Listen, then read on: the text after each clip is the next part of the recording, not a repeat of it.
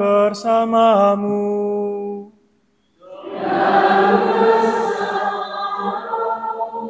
Inilah Injil suci menurut Yohanes.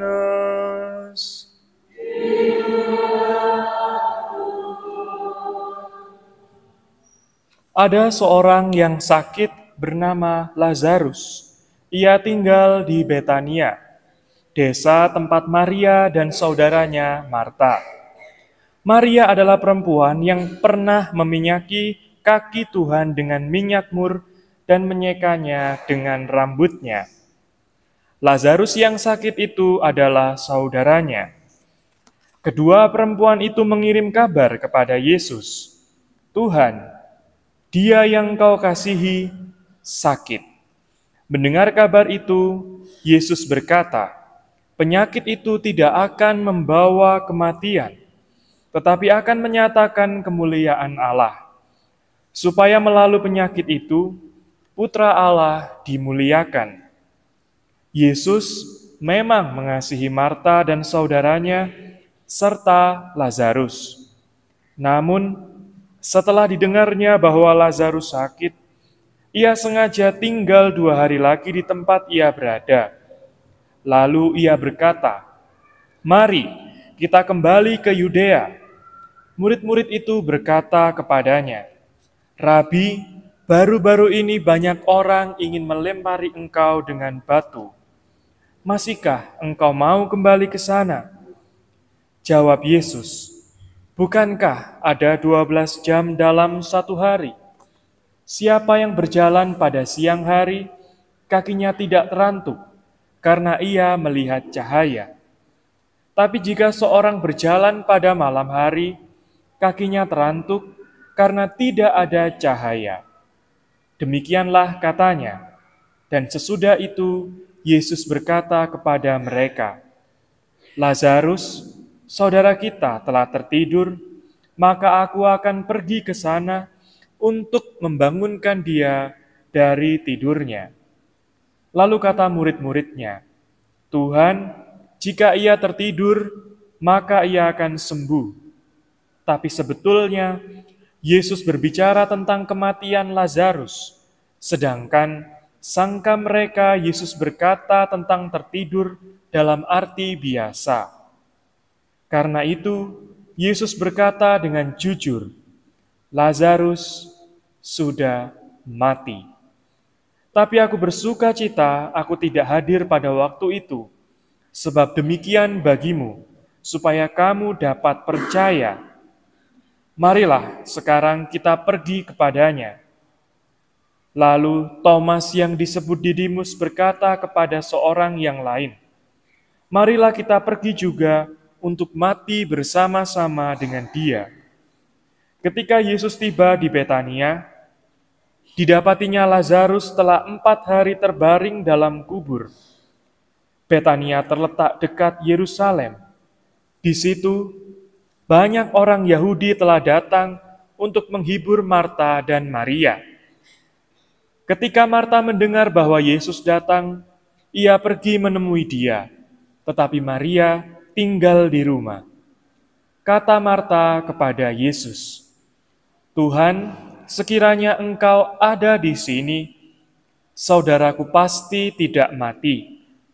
Tapi sekarang pun aku tahu bahwa Allah telah memberikan kepadamu segala sesuatu yang engkau minta padanya." Kata Yesus kepada Marta, "Saudaramu akan bangkit." Kata Marta kepadanya, "Aku tahu bahwa ia akan bangkit pada hari orang-orang bangkit di akhir zaman." Jawab Yesus, "Akulah kebangkitan dan hidup. Siapa saja yang percaya kepadaku, ia akan hidup walaupun sudah mati. Setiap orang yang hidup dan percaya kepadaku tidak akan mati selama-lamanya. Percayakah engkau akan hal ini?" Jawab Marta, "Ya Tuhan, aku percaya bahwa engkaulah Mesias Putra Allah yang akan datang ke dalam dunia." Sesudah berkata demikian, Marta memanggil saudaranya Maria dan berkata, Guru ada di sana, ia memanggil engkau." Mendengar hal itu, Maria dan Marta segera bangkit, lalu pergi mendapati Yesus. Tapi pada waktu itu, Yesus belum sampai tiba di desa itu. Ketika orang-orang Yahudi yang bersama-sama Maria di rumah itu menghiburnya, mereka melihat Maria segera bangkit dan pergi keluar, mereka mengikutinya. Karena mereka menyangka bahwa ia pergi ke kubur untuk meratap di sana. Setibanya Maria di tempat Yesus berada dan melihat dia, sujudlah Maria di depan kaki Yesus dan berkata, "Tuhan, sekiranya Engkau ada di sini, saudaraku pasti tidak mati." Ketika Yesus melihat Maria menangis, orang-orang di sana juga melihat dia, maka sedihlah hati Yesus. Ia sangat terharu dan berkata, "Di manakah kamu membaringkan dia?" Jawab mereka, "Tuhan, marilah dan lihatlah." Lalu Yesus menangis dan orang-orang berkata, "Lihat, ia sungguh mengasihi dia." Beberapa orang di antaranya berkata, "Ia yang memelekkan mata orang buta, tidak sanggupkah ia membangkitkan orang mati?" Yesus sekali lagi sangat terharu dan pergi ke kubur itu. Kata Yesus, "Angkatlah batu itu." Marta, saudara orang yang meninggal itu, berkata kepada Yesus, "Tuhan, ia sudah berbau, sudah 4 hari berbaring dalam kubur." Jawab Yesus, "Bukankah sudah aku katakan kepadamu, jika engkau percaya, engkau akan melihat kemuliaan Allah?" Mereka pun mengangkat batu itu, dan Yesus menengadah ke langit dan berkata, "Bapa, aku mengucap syukur kepadamu karena engkau mendengarkan aku. Aku tahu bahwa engkau selalu mendengarkan aku, tapi oleh karena kesaksian banyak orang di sini yang mengelilingi aku mengatakan supaya mereka percaya bahwa engkau mengutus aku." Lalu ia berseru dengan suara keras, "Lazarus, marilah keluar." Orang yang telah mati itu datang keluar, kaki dan tangannya terikat dengan kain kafan, mukanya tertutup dengan kain peluh. Kata Yesus, "Bukalah kain-kain itu dan biarkan ia pergi." Banyak orang-orang Yahudi datang melawat Maria dan menyaksikan sendiri peristiwa yang telah dibuat Yesus, dan mereka percaya kepadanya. Demikianlah sabda Tuhan.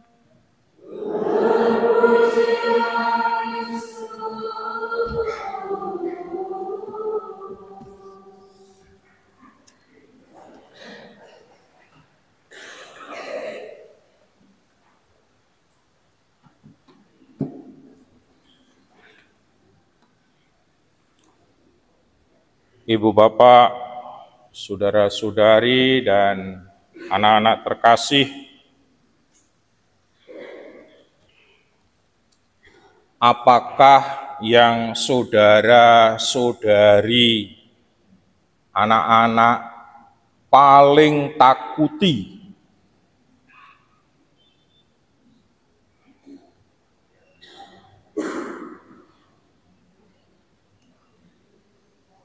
Ada enggak yang paling ditakuti? Dengan orang brewok takut enggak?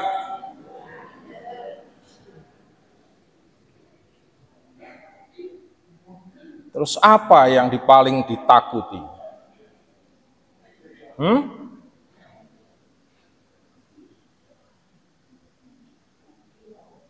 Doran duwe wedi wong rambe ketok ini. Wong nekat kabeh. Napa? Suarane ning kene, wonge ning kono. demit iki. Napa Bu? Takut salah. Iku paling ditakuti. Mosok sing paling ditakuti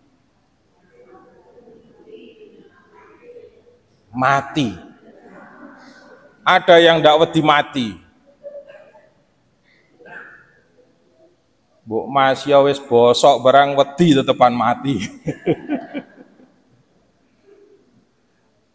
Ibu bapak, saudara-saudari dan anak-anak terkasih, kematian memang hal yang paling ditakuti manusia. Nyatanya kalau ditanya, engkau mati piye? Ndak ada yang mau. Sesuk mati piye? Enggak Romo, alasane ono ae, sing anakku cilik-cilik, karirku sedang bagus wis. Sanesipun mawon. Nah. Jadi manusia memang paling takut dengan kematian.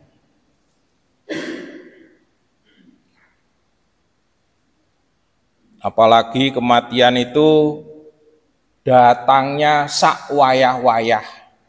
Ndak bisa janjian dhisik. Kapan, di mana, bagaimana, kita ndak tahu.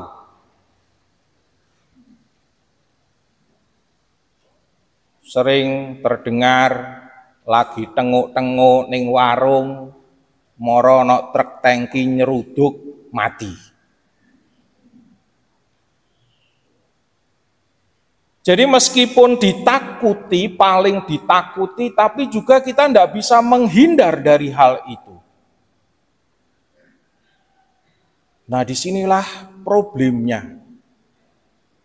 Apalagi di hadapan kematian, sehebat apapun kita, sekaya apapun kita, setinggi apapun pangkat kita, sama saja.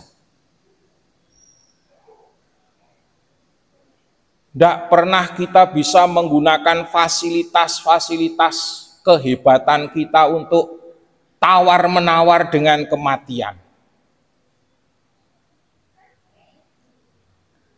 Ibu bapak, saudara-saudari yang terkasih di dalam Tuhan, kematian sungguh-sungguh hal yang menakutkan.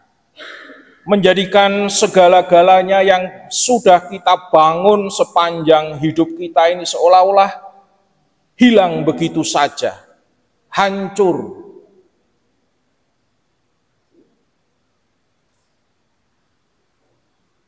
Karena itulah di dalam salah satu dokumen gereja Gaudium et Spes dikatakan, kerinduan terdalam manusia adalah kehidupan, mengalami hidup. Karena itulah ibu bapak, saudara-saudari dan anak-anak terkasih, kematian sungguh kita takuti. Dan kita semua merindukan kehidupan. Karena itulah ketika kita berhadapan dengan hal-hal yang mendekatkan kita pada kematian, entah itu sakit, entah itu usia lanjut, entah itu kesehatan yang kurang baik, kita semua berjuang untuk dijauhkan dari kematian. Entah dengan berobat, berolahraga, mengurangi makanan ini, makanan itu. Kita berjuang terus untuk mengalami kehidupan. hari ini Tuhan menyatakan dirinya kepada kita. Akulah kebangkitan dan hidup. Dia menawarkan kepada kita, mewartakan kepada kita jati dirinya yang sejati. Jati dirinya yang menjadi kerinduan bagi umat manusia. Akulah kebangkitan dan hidup. Artinya Tuhan mengatakan bahwa dirinya mengalahkan maut, dirinya membawa kehidupan yang sejati. Tidak hanya sekedar kehidupan di dunia ini, tetapi kehidupan yang abadi. Sabda-sabda hari ini dengan jelas mewartakan kepada kita semua hal itu. Beginilah firman Tuhan Allah, sungguh aku akan membuka kubur-kuburmu dan membangkitkan kamu dari dalamnya, hai umatku. Yang bisa membuka kubur, membangkitkan orang mati, hanya Allah. Dan kalau Yesus mengatakan, akulah kebangkitan dan hidup, Dia menyatakan, mewartakan dirinya kepada kita semua, Dialah sungguh Allah. Dia menawarkan kebangkitan, Dia menawarkan kehidupan. Tidak hanya bagi kita yang masih hidup di dunia ini, tetapi juga siapapun juga yang percaya kepada Dia. Barang siapa percaya kepadaku, ia akan hidup walaupun sudah mati. Dan setiap orang yang hidup serta percaya kepadaku tidak akan mati selama-lamanya. Karena itulah setiap kali ada saudara-saudari kita meninggal, kita menegaskan iman kita akan Tuhan, Sang Kebangkitan dan Hidup. Saudara kita percaya kepada Dia meskipun sudah mati. Tapi dengan percaya kepada Yesus, barang siapa percaya kepadaku, ia akan hidup walaupun sudah mati. Dan kita semua yang masih hidup ini menegaskan juga iman kita. Dan setiap orang yang hidup serta percaya kepadaku tidak akan mati selama-lamanya. Karena itulah masa Prapaskah mengajak kita kembali untuk menegaskan iman kita akan Yesus. Dialah Sang Kebangkitan dan Hidup. Hanya Dia yang mewartakan kepada seluruh dunia bahwa Dialah kebangkitan dan hidup.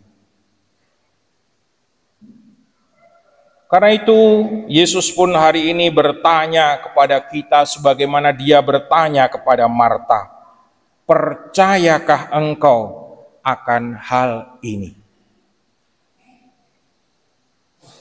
Ibu bapak, saudara-saudari terkasih, selain Prapaskah mengajak kita untuk menegaskan iman kita akan Kristus Sang Kebangkitan dan Hidup, kita pun juga diajak untuk mendengarkan sabdanya sebagaimana dikatakan kepada Lazarus hari ini.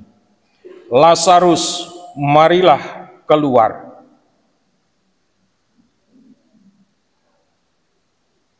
Tuhan memanggil kita semua juga keluar dari kubur kita.